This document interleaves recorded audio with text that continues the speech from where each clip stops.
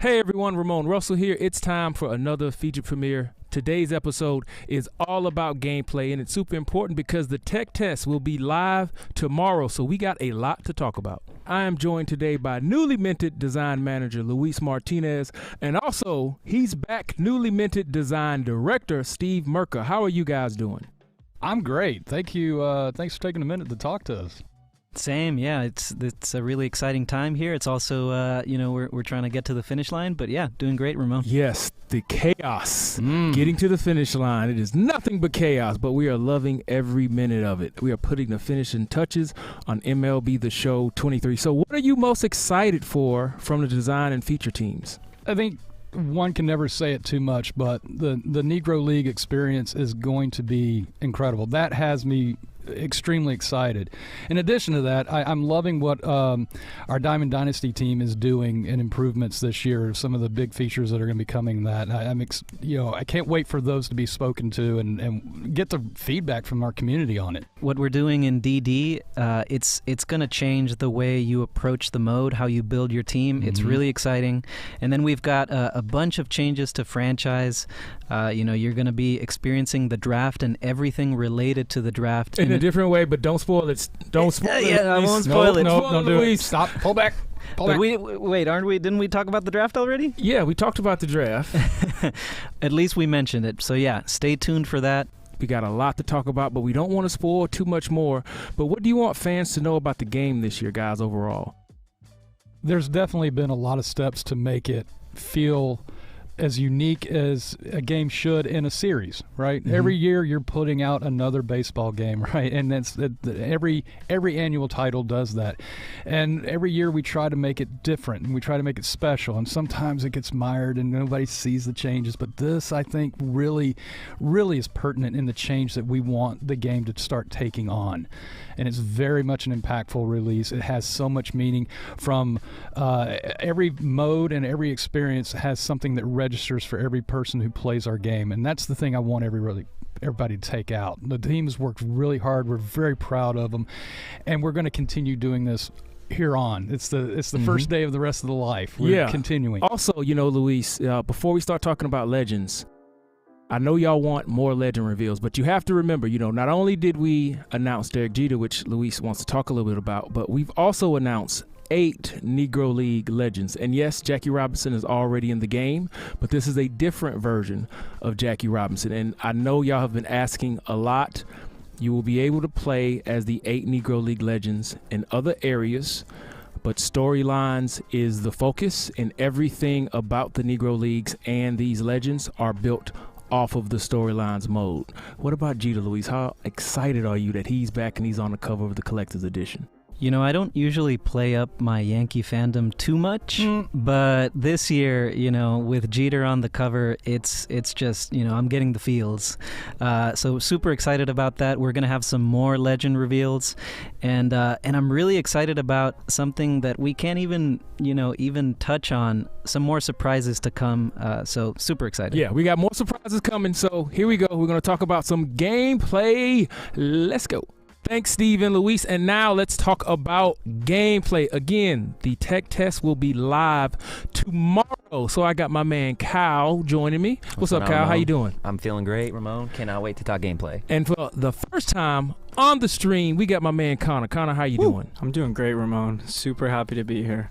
So people may know about Kyle, but Connor, what do you do here at the studio?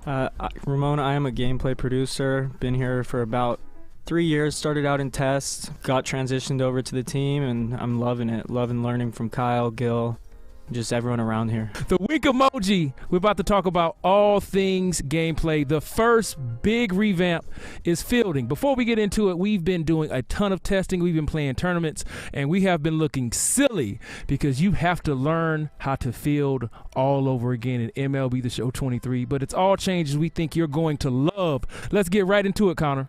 Yeah, so in last year's game, error rate was mainly the main thing that fielding kind of toggled, but in this year's game, there's some quite significant changes. Like you were mentioning, fielding really controls, whether you're a higher attribute, reduced errors, the increased frequency of quicker, faster animations, the more efficient animations that we've captured, as well as really affecting the outfield start transitions. And so those are one of the things that we touched pretty significantly this year to really tier out and really to let you as a player be able to see that differentiation in the field. So with those outfield start transitions, you're going to notice on screen right now the differentiation between a Fox and an Aaron out there. Just speaking from a little bit of background, playing baseball myself, those first steps are very critical, especially playing outfield. Whether it's a hard line drive, whether you're going deep and back. And so as you watch the video, you're going to see that first step separation vary from a quick step, someone that can read that ball right away and get a good first jump, make that catch, or someone that takes a little bit longer. Maybe you take a harder first step because you don't read it as well. You're not really sure. And those are those lower attribute players, like right around 60, 50, where you're going to really, really notice the difference. And for our newcomers playing, this isn't necessarily a new feature to start transitions, but what we noticed was they weren't playing enough, right? Absolutely. So we went back to the drawing board and rebalanced everything. Now, like Kyle mentioned, the fielding ability attribute, when you're playing and you have the controller in your hand, it controls the errors that are non-throwing. Is that correct? That's correct. And this also controls the start transitions. Is that correct? That is also correct. Right. So what we've basically done here is we've gone back to the drawing board and rebalanced the start transition. So you're going to see way more variation. Like, it's very noticeable now, right, Kyle? Very noticeable. And that is also going to affect balls making way to the ground or, through the gaps, splitting the gaps. That's something that we've taken feedback on from watching streams and everything, feel that the field is not playing quite as big as it should. So these start trends should help those different types of hit types, those hard line drives, the high fly balls. If you have a bad first step on a hard line drive, more often than not, that thing is going to split you and get to the wall in right center, left center. So, we're really trying to see more balls fall as well. Yeah, and like you mentioned, it's not just the start transitions and the errors that are non-throwing. It's also the animations that you have. Right. If you get a bad jump, you still may be able to get to that ball, but your back, might end up being turned the wrong way, and you have to make a much longer throw, which means it's going to grab a longer animation and vice versa, right? Right, absolutely. So just from the start transitions, you're going to see way more granularity on what can happen in the field, even when you're making plays on the ball. Is that right? Yeah, right, Ramon. We're talking about fielding changes animation-wise. Any new animations, Connor? Yeah, so this year, Ramon, we added new Rob foul animations. We added some first base pick and stretch animations. And as always, urgency is always being discussed. And we added new fielding and throwing urgency animations, and then just a variety of hot shot catch and miss animations. And the final thing is just dives. Thank you, Connor. As you mentioned, we have hundreds of new gameplay animations, and a lot of them are in the fielding department. To recap real quick, the fielding ability attribute governs errors, non-throwing, correct? Like getting the ball hitting you in your chest or a hot shot or something like that. So when that happens, everyone, remember, that's not your fault because of the individual that you're using and their fielding ability attribute. That's what's going to cause those errors. It also is what's going to determine the start transitions and the jumps, right, Kyle? Yeah. What should we talk about next? Let's talk about the next major fielding revamp, the button accuracy throw meter. But before we talk about the changes, how did this meter work in the past, and what did it represent, Kyle? So in the past, throw accuracy meter had consistent timing, always in the center. green region scale depending on fielder accuracy. But we noticed it just wasn't challenging enough. Nope, that's green, sweet spot in the same spot all the time. Right. You know, we're watching streams, we're playing internally. It doesn't have the competitive nature that some of our other interfaces, Pinpoint or Zone, you know, a little more complexity to it. And so we thought, how can we add that into the show this year? How can we make it more competitive? How can we keep our players on their toes like the players are in real life? And so there's a little bit of work done that I think Connor is happy to speak to. Connor, what's changed with button accuracy throwing? Yeah, these changes are one of my favorites for sure. In previous years, there was just the red, yellow, and green Ramon, and those were pretty stagnant. No, they were stagnant. They didn't move at all. Yeah, so in this year's game, it's changed quite a bit. Difficult infield plays, that green section is going to move. And those long outfield throws, it's going to move as well. Yeah, so like you mentioned, with the moving meter, it just adds the sense of urgency to the players, trying to mimic, you know, exactly what they're feeling on the field. You know, runners on base, runners in scoring position, trying to throw a runner out from second and center, 250 feet away. That's not easy, you know. So looking back at the numbers from telemetry and the feedback that you all give us on streams and y'all questionnaires. Y'all weren't making no errors.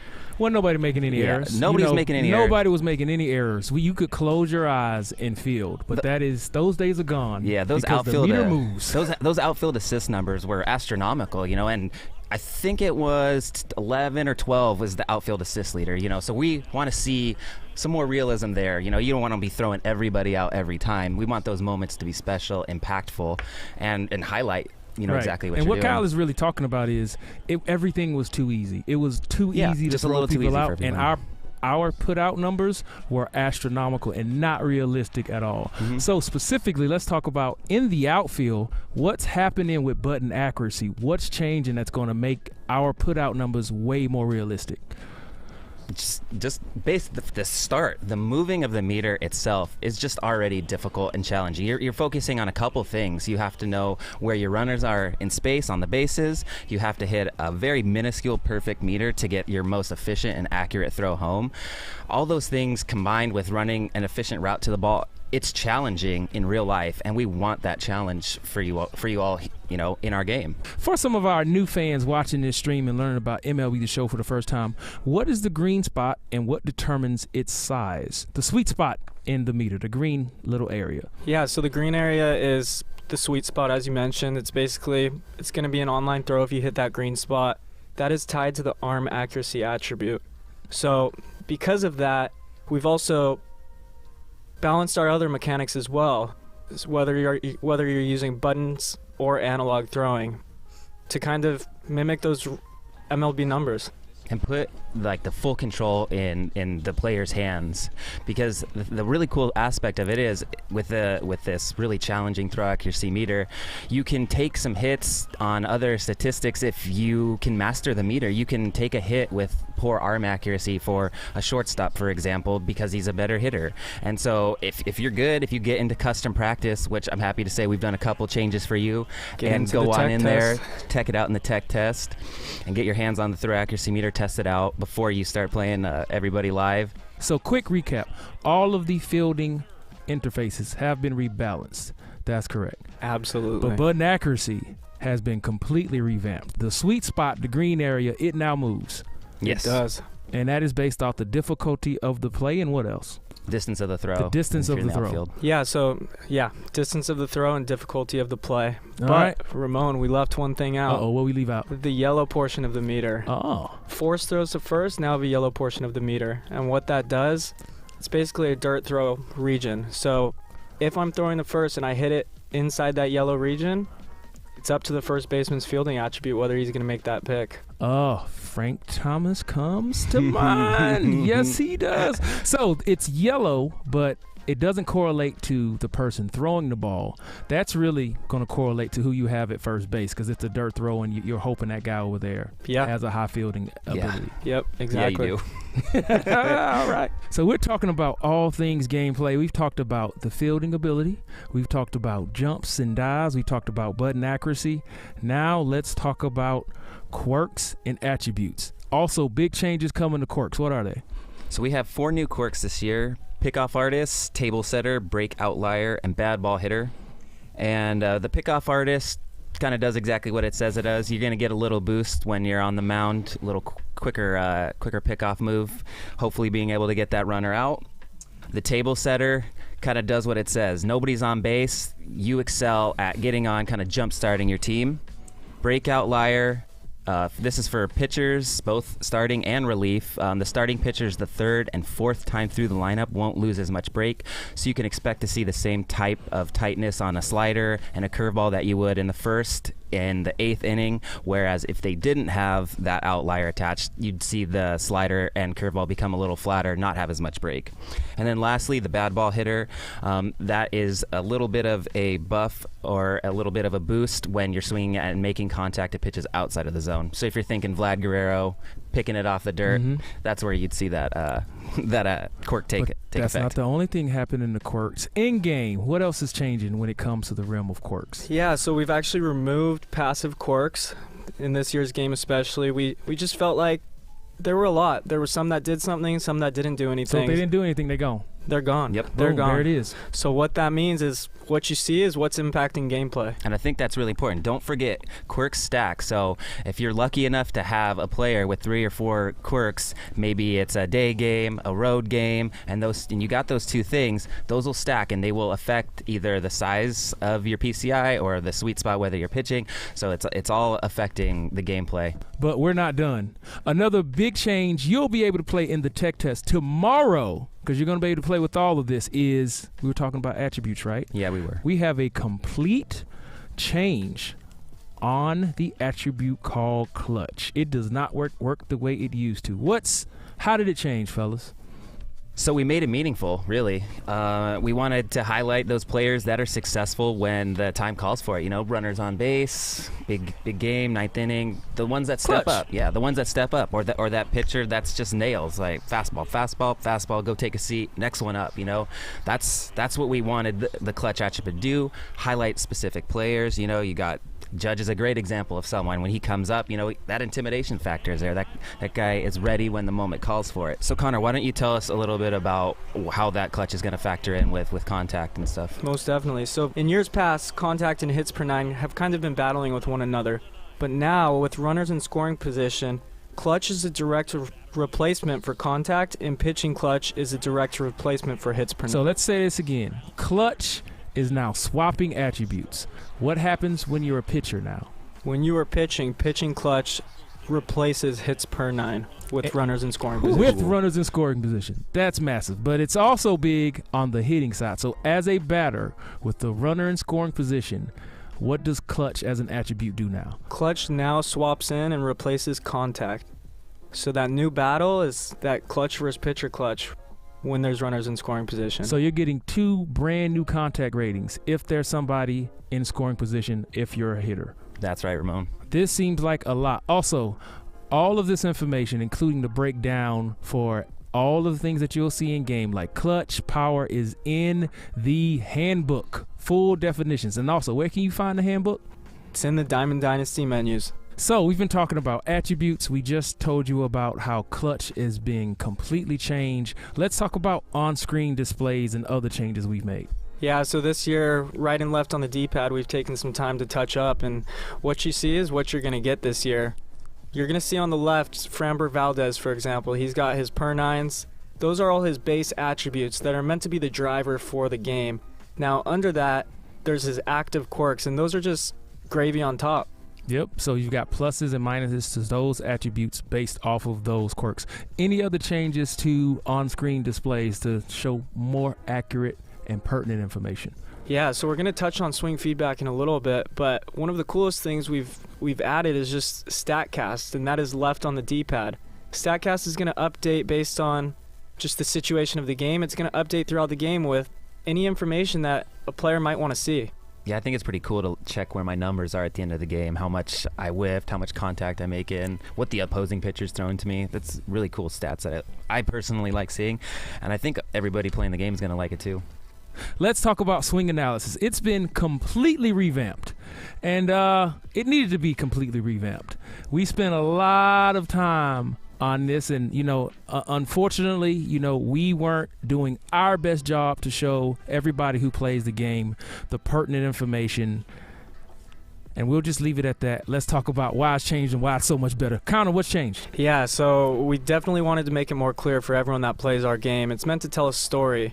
And what you're going to see is that if you read it from the top down, left to right, you're going to see the player's name and his applicable attributes. But under that, you're going to see everything that's important, from swing timing to if you're using zone hitting, PCI placement. And then at the very bottom, you're going to see the overall result. So the first big change is swing timing is now on the left. Why is that? So in our hitting engine and in real life, the timing of your swing dictates the rest of your at-bat. You need good timing to be able to hit the ball successfully, whether it's inside or outside, and that timing varies, obviously, depending on the location of the pitch, which also factors into the equation a little bit. So, like you mentioned, timing is the number one most important factor in our hitting engine, followed by your PCI placement when you're using zone interface. Right, and so not only is swing timing now on the left, it shows up immediately during your swing. If you played the game last year, swing timing would not show up until after the hit had taken place. So we could understand how some people would disregard it as it being important because we didn't show it to you, and that's on us, but that has been changed. You see it immediately now. As Kyle mentioned, swing timing is the most important thing in your swing, but that's not it. There's a lot of nuance. Let's talk about PCI placement. I'm already seeing differences in the PCI. Why has it changed? What does it mean? Yeah, so you're going to see quite a big difference. This year we've added that little center dot to the PCI. That's kind of the bullseye region. Now, as you get farther away from it, it kind of changes whether your PCI is above or below the ball or to the left or right. But in saying that, we've gotten rid of just that center area, that kind of yellowed filled in portion, just to kind of Too much ambiguity. And not enough nuance, which is very difficult, and that's what we're trying to do. So the center dot, is that the perfect region? That is. Is that perfect ground ball, fly, or line drive? See, because there's some ambiguity in the swing feedback, it can be slightly above or below it and still be a perfect. So ideally, yeah, the very center is going to be a perfect line drive, but it's not always that way. And that's due to the combination of your swing timing. There's not just one perfect swing timing for a pitch. There's a millisecond range that you can work within. So hence the way the system works. And the last big change to swing timing, what is going on at the bottom? I see some text here, Kyle. What is that? So we repurposed that contact grade. The contact grade all along, even from 22 and 21, it was your final output grade, but we weren't doing a great job as a gameplay team, giving that to you all out there. And so what we wanted to do is simplify it, like Connor and Ramon have both been saying, simplify that contact grade. So now that contact good is going to really reflect the output on the field. Your combination of swing timing and PCI placement are both factored into contact with your exit velo and launch angle. And for those of you who maybe question a little bit, put that exit velo and put that launch angle on Baseball Savant in the calculator, and you're going to get numbers in terms of distances that match and reflect what you see. Now, add in the fact that you've got the handiness of the pitch, you've got the spin of the pitch, you've got the location of the pitch, you've got wind, you've got park factors, and there's a lot of nuance. There is still a lot of nuance in the results of your swing, but we're very, very confident that this new swing analysis box is way better than anything we've ever had, and we can't wait for you to try it out, and you're going to get to try it out tomorrow. So remember, your swing timing is on the left, your PCI placement is on the right, and your contact grade, that's below, right? Right. So you're adding up all three, right? Exactly. It's That's a a great way to look at it, everyone. You're adding up all of your inputs, and the contact is your final result. All right. So we've talked about the all-new swing analysis, but what's an all-new swing analysis box without some hitting changes? So we have gameplay styles, right? We've got three of them: casual, simulation, and competitive. Casual and simulation, numbers look great. The community was very happy. Those modes still got changes, but y'all were happy with it, so we didn't touch a whole lot. However, competitive mode is a different story. The competitive gameplay style has been completely redone. Let's talk about the changes. Yeah, I know earlier I said throw accuracy meter changes were one of my favorite, but I truly think this might take it. Competitive is a really cool thing, and these gameplay styles are one. It's just an area we feel we can. It's an avenue for us to go down and to kind of differentiate the game for different types of players. And with that competitive, with the feedback that we get from you all on streams, the esport tournaments that we watch, those things are so awesome. We really want to highlight the player skill that you all have out there. It's so awesome to watch those tournaments, to watch those game-winning home runs, watch the throws. But we notice, I think we could be a little bit more competitive. I think we need to do more to that pitcher-batter matchup. We weren't happy with some of the foul ball rates we were seeing. We weren't happy with the amount of swing and misses we weren't seeing, unfortunately. We were seeing too much contact up there. So we thought as a gameplay team, how can we get better? How can we make these changes? And so we looked at all these different things to enhance that pitcher-batter matchup. Perfect. Let's start with foul ball changes. Competitive gameplay style. What's changing when it comes to foul balls? There's less of them, Ramon. You're gonna notice that pitchers can strike batters out a lot easier now. It's what we see in real life, and it's what we want people to experience on our game. If you're pitching well, you're gonna get the guy out. Yeah, I think that's really important to highlight.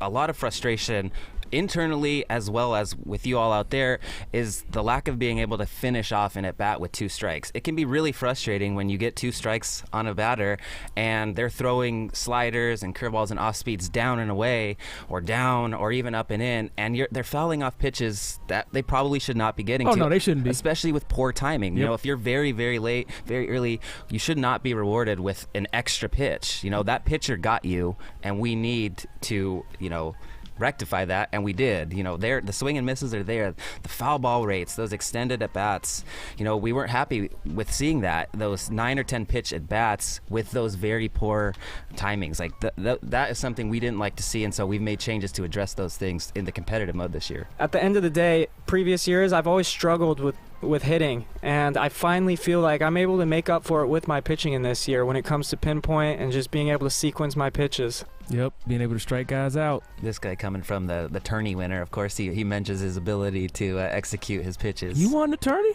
The All-Star bracket, not the Hall of Fame. Hey man, you stick your chest out. Oh, it's out. You won the tourney. I didn't win the tourney. I have to walk by and see his trophy every day. So it's not something I look forward to seeing. You won the tourney. All right. We just talked about foul ball rates. We've talked about swing analysis. Complete revamp. We've been revamping everything in gameplay. What else? Where are we talking next? You're going to notice a significant decrease in the amount of cheap hits that you would expect. And what I refer to as cheap hits are those really late timing flares over the first baseman or third baseman. Those are very, very frustrating, especially when you get down to 2 strikes, or especially with runners in scoring position. It as a player, it's not fun to have that happen to you. Can it happen? Of course. The whole spectrum is there, but we narrowed the entire range for those very early, very late swings, so you'll see a lot less of those. What Kyle is basically saying is if you're playing on competitive, good swing timing, great swing timing, perfect swing timing, good PCI placement, you're going to hit the ball harder. You're going to find more green grass. Those bloop hits that you would get from, weak timing or okay contact, those are happening at a much lower clip. Is that correct? Absolutely correct. And we've done a few tournaments here. The game is we're seeing this play out. It's also way harder. Strikeouts are up. So we're really excited to have everybody play out these tons of changes that are coming to MLB The Show 23. Kyle and Connor, we've been talking about gameplay styles, competitive mode. Where will you find yourself playing in competitive mode? It is a gameplay style, so if you are in Diamond Dynasty, it's set to competitive. That's pretty much for all competitive online games, right? All online games, all Diamond Dynasty, whether online or offline. Oh, so even if I'm playing online against the computer, it's still in competitive mode? Yes. And I can toggle it on and off if I'm playing offline in a different mode? Yep, you just go to your gameplay styles and toggle them there. All right. We forgot to mention something, and it's pretty significant. Kyle, plate vision is an attribute. It is. It has changed. Yeah. How has it changed? So to take effect in competitive, you're going to notice right away that we took 50% of your vision away on the outside. And really, that's the swing and misses and foul balls. That was a big enhancer of extending those at-bats when it wasn't warranted. You would see off PCI fouls and even potentially hits. And so that shrunken vision is really changing the way the foul ball rates. Say that one more time. What's the reduction? 50%. Half. 50%. Half. All right, let's go. This is the gameplay feature premiere. Remember, the tech test, you can play it tomorrow. We've talked about fielding changes, all new animations. We've talked about batting. We've talked about the PCI. We've talked about swing analysis.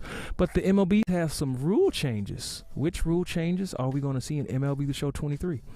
So the first rule change you're going to see right out of the gate is the newly implemented shift rule, and that's with a minimum of 4 infielders on the dirt at all times, with 2 infielders on each side of second base. And it's really going to kind of, we're interested as a gameplay team to see the way it changes the game.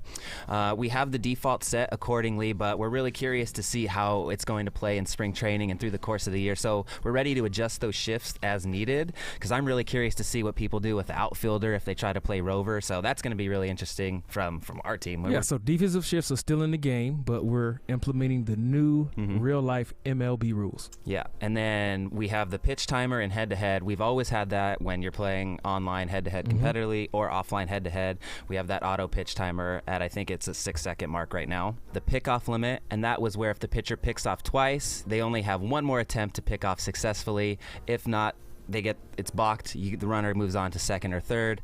But that is not implemented in MLB The Show for, gameplay balancing reasons. Right. It will be balk city because everybody would just be doing that, right? Yep. But the new defensive shift rules are in. The other change that you will not see in MLB The Show 23 is visually bigger bases. But the MLB rule changes are in for defensive shifts. Can't wait to see what y'all try out. So we've talked about a lot of the changes in the realm of gameplay. All of these updates you can play in the tech test tomorrow. February 15th, servers will be open around 10 a.m. Pacific. Be sure to play as many games as you can, and be sure to leave your feedback as you play on theshow.com. We've covered fielding changes, the new button accuracy meter, attributes and quirk changes. Clutch is completely different. Competitive mode has been rewritten from the ground up. Did we cover everything? Last thoughts, fellas? I'm looking forward to the feedback from the tech test. I can't wait to see you guys get your hands on the new meter, get the changes, and I'm really interested just to see the foul balls and swing and miss rates. Something I'm looking forward to, the thousands and thousands of you playing, and get all those numbers back. I am definitely looking forward to playing against everyone. I am also looking forward to just watching streams and hearing everyone's thoughts. Also, just want to thank the AI team. I know Kyle and I are out here speaking on behalf of everyone, all the hard work, and we appreciate it. I'm joined by senior technical game designer Kyle Blake. Kyle, how you doing? I'm doing great today, Ramon. We got a few things to tell people about the tech test today, don't we? We do. There's some cool stuff we might want to tip them off before they see it tomorrow. So, co-op. Let's start there. Co-op, yeah. Everybody asked for it. We want rewards in co-op. We heard it. So we did it. So just like solo ranked, now there's co-op ranked, where there's a ladder that you're going to be climbing. When you play with your buddies and you win games, your rating goes up. If you lose games, it goes down. When your rating meets those certain thresholds, just like in solo ranked, you're going to get rewards. So long story short, we got rewards in co-op. But that's not all, Kyle. There's more. There's more. So we got a couple other tidbits that we'll just tip you off about in the tech test. First, DH. The MLB got the universal DH just this last season, so now we have it in Diamond Dynasty as well. So any squad you play with in Diamond Dynasty has a DH. DH is in DD, but that's not all, Kyle. Yeah, alongside that, we've of course added full two-way player functionality. I'll give you an example. Of course, the one everybody knows is Shohei Ohtani. So we'll have Shohei Ohtani's Live Series card, which still is a starting pitcher, but it has secondary positions, so that's what makes him a two-way player. And that goes for any player in Diamond Dynasty. When they're a pitcher with secondary positions, you can use them as a DH and in your starting rotation. Yeah, it's pretty sweet. And if you don't want to have him as the DH in the rotation, you can just put him in one of his secondary positions. So now that player is just super flexible, just like a two-way player is in real life. Thank you so much, Kyle, for joining us and giving us those extra tidbits of info about what's going to be in the tech test. We'll also be joined by Kyle very, very soon for the Diamond Dynasty feature premiere. Have still so much to talk about. We want to give an extra special thanks to our guests today, Luis, Steve Merca, Kyle, and Connor. Hope you all enjoyed it. Talk to you later. Peace.